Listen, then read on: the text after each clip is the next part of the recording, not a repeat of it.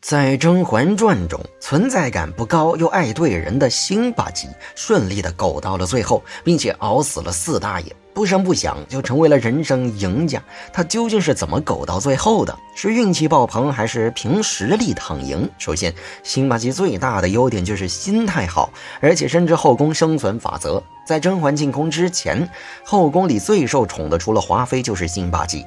当时四大爷很少进后宫，一进就是去辛巴吉那儿。华妃为此十分生气。回娘娘的话，皇上昨儿歇在新常在的宫里了。皇上10多天没来后宫，一来便去了那个贱人处，小产1个多月，矫情那么些天还不够吗？从这儿我们就可以看出，华妃是把辛巴吉当做敌人了。而对于跟他抢四大爷的人，华妃从来都不会心慈手软。可辛巴吉却没有放在心上，他十分清楚自己家世和华妃的差距，不会想去以卵击石。所以当华妃向皇后请安迟到时，辛巴吉不仅没有跟着别人一起嘲讽，反而还说：又是华妃最烦，她是年大将军的妹妹，年大将军多得势啊，皇上又那么宠爱着华妃。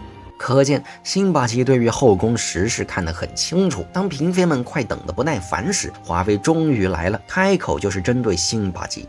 新常在身子健好，来得这样早。这个举止也表明了，在华妃眼里，目前对她威胁最大的就是辛巴吉，因此她才会迫不及待的第一个为难她。辛巴吉却很巧妙地避开了华妃的锋芒，圆滑地回了一句：多谢娘娘关怀，早起是有些不适，但是也不能耽误了给皇后请安啊。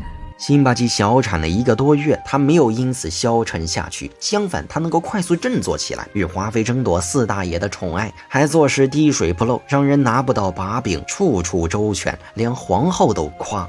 真是难为你了，你小月后要多调养着，养好了身子才能为皇上绵延子嗣呢。辛巴吉的心态好，知道在什么位置做什么事儿，更知道在这后宫里花无百日红的原则。趁着新人还没进宫，能得宠一日是一日，不会伤春悲秋，一蹶不振。只有这种玩得转后宫纷争又心态稳的人，才能够沉得住气，苟到最后。其次就是辛巴吉的眼光毒辣，会看人，会站队，还不是那种任人欺负的性格。在富察贵人有孕恃宠而骄时，对着他和甄嬛两人炫耀：那也是，到底是皇上对我的一片心意，婉贵人如此客气，那我也就不勉强你收下了。辛巴吉直接对了回去：既然是皇上的心意啊，贵人你就好好留着吧，最好拿个香蜡给它供起来。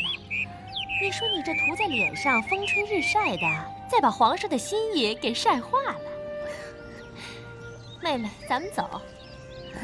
谁没怀过孩子？他快言快语，没有让自己吃亏憋气这种事儿。更别说辛巴吉的看人眼力十分强。在瓜六第一次出场时，辛巴吉就看出瓜六是个不省事儿的，给他的评价是：这齐贵人是美，但是眼角眉梢中啊，透露出算计的样子。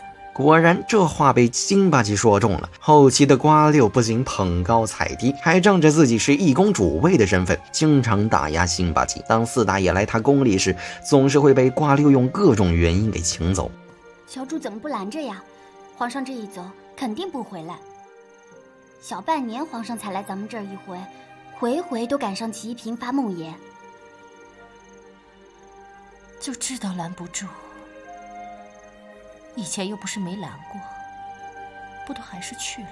不止这样，辛巴吉还被瓜六下过太多绊子，想要远离瓜六，上头却有皇后压着。他向甄嬛诉苦：自从挪进了储秀宫，齐嫔明里暗里给嫔妾使了太多的绊子。嫔妾虽然早入宫，但碍于她是主位，少不了忍气吞声到现在。瓜六摆明了是皇后站队的，而后宫中除了风光回宫的甄嬛，再也没有第二个人能够和皇后抗衡。在后宫中待了这么多年的辛巴吉眼光毒辣，他知道只有甄嬛才能帮他摆脱现在的困境，也只有跟着甄嬛走，他才会有一条出路。所以一直都处于中立的辛巴吉向甄嬛投诚：嫔妾在宫中无依无靠，娘家又远在千里之外，如今娘娘荣耀回宫，想必这风光背后也少不了心酸。嫔妾愿与娘娘一同分担，略尽绵力。这话一出，辛巴吉的命运就相当于和甄嬛绑在一起了。甄嬛还有点犹豫，不知道该不该相信他。辛巴吉很坚定地对甄嬛说：“以娘娘今时今日的地位，怎么会力不从心？娘娘已经回宫，再想与世无争也不得不争。嫔妾这次来的突兀，娘娘心存疑虑，思量些时候，那也是应该的。”为此，辛巴吉还向甄嬛抛了橄榄枝，两人设计联手打压瓜六。甄嬛诱导四大爷去看瓜六。人都说新欢旧爱左右逢源，怎么就皇上这么偏心呢？齐嫔的性子是要强了些，但也不轻易抱病喊痛的。不如皇上去看看，臣妾陪着皇上走走，就当是消食了。而此时的瓜六以为四大爷不来，正在拿宫女撒气，原形毕露，让四大爷撞了个正着。不是说病了吗？朕看你精神好得很。辛巴吉借着这个机会，把瓜六干的缺德事儿全都抖了出来。臣妾是因为佩儿从前服侍过熹妃，熹妃自从有了身孕以后，齐嫔就一直怨恨，所以她就经常拿佩儿出气。辛巴吉这话说的很有深意，他知道自己在四大爷心里的地位。如果瓜六只是欺负他的宫女，四大爷根本不会当回事儿，顶多重拿轻放。但要是扯上了甄嬛，四大爷又是另外的态度。果然，四大爷当场就变脸了。是侍奉过熹妃，难怪你刚才话里指着永寿宫责骂。臣妾不敢。责打无罪宫女，毫无怜悯之心。嫉妒熹妃有孕，以下犯上，又因朕不来而迁怒旁人，实则是怨对于朕。四大爷这一番话可以说是一点面儿都没给瓜六留。辛巴吉这些年一直都被瓜六欺压，好不容易可以报复回去，自然不会点到为止。他继续火上浇油。皇上您瞧，齐嫔一有什么就拿佩儿出气，您看，给他身上打的一块好地儿都没有。臣妾无用，他日日以嫔位的身份来压臣妾，臣妾连自己的奴婢都不能救。正所谓一招制敌，辛巴吉的一番操作，不仅让四大爷降了瓜六的位分，自己还成了一宫主位。瓜尔佳氏，目无尊上，擢降为贵人。皇上，迁居交鲁馆。即日起闭门思过，无朕的旨意不得出宫一步。储秀宫的事交由新贵人处理。在这起事件中，辛巴吉也获得了甄嬛的信任，能够对瓜六下死手的人，足以证明他的立场，所以他成功反击，顺利搭上大 boss 甄嬛。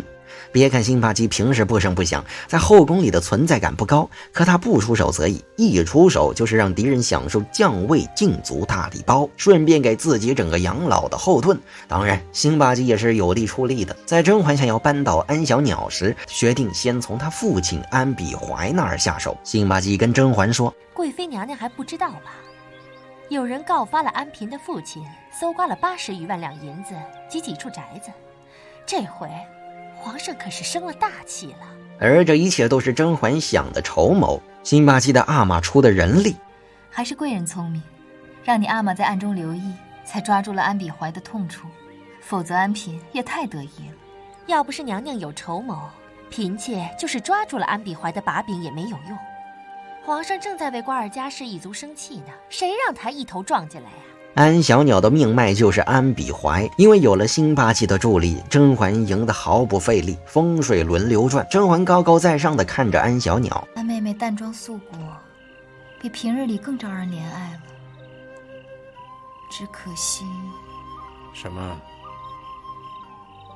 这纯与白原是最干净的，不该与欲望纠缠在一起。由此可见，皇后的2位心腹安小鸟和瓜六的塌房都有辛巴吉的一份功劳。这也算他为甄嬛的太后之路添砖加瓦，让自己以后的养老生活过得更舒坦点，可以和甄嬛坐在一起谈笑风生。2位姐姐，移居慈宁宫还习惯吗？嗨，也不拘住在哪儿，只要姐妹们能在一起说说笑笑的，这就是好的。辛巴吉是一个很有大智慧的人，得宠的时候不恃宠而骄，尽可能的抓住机会；失宠的时候心态也很好，当宫里有人欺负到他身上了，他也会极力自保，适时反击。别看辛巴吉平时不怎么参与宫中纠纷中，一出手就押对了人，走到了新太妃的位置上，可见宫里没有一个人是简单的，在后宫里想要苟活到最后也是门技术活儿。